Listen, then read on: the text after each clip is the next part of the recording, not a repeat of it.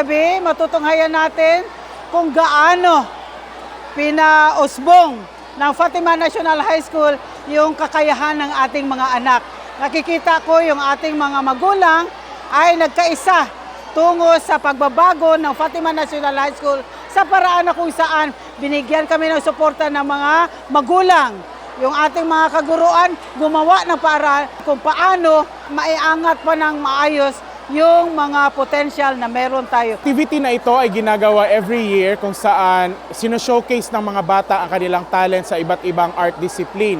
So ito ay requirement nila para matapos nila yung fourth quarter, and ito yung showcase kung saan makikita natin yung mga talent ng ating mga bata. Dito sa Fatima National High School, kinikater natin ang mga kabataan na may iba't ibang talento, hindi lang sa academic but also sa art. So we are very proud to present this evening kung ano yung mga natutunan ng ating mga bata sa ating mga magagaling na teachers.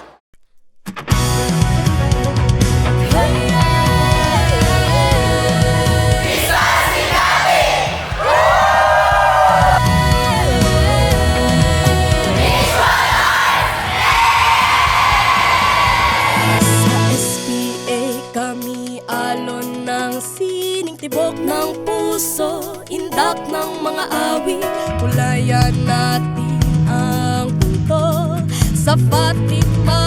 I would like to express my full support for Mira. The Grand Recitals and Arts Exhibit 2026. We may celebrate their achievements, encourage their growth, and continue to support the special program in the arts in our school. Relax and allow the music to inspire us, uplift us, and remind us of the beauty that creativity brings to our lives. Walang iwanan, hawak kamay ang pangarap, sabay-sabay taas no, tagumpay ay tunay. Tara na tungo sa liwanag, dali ng pusong nag-aalala.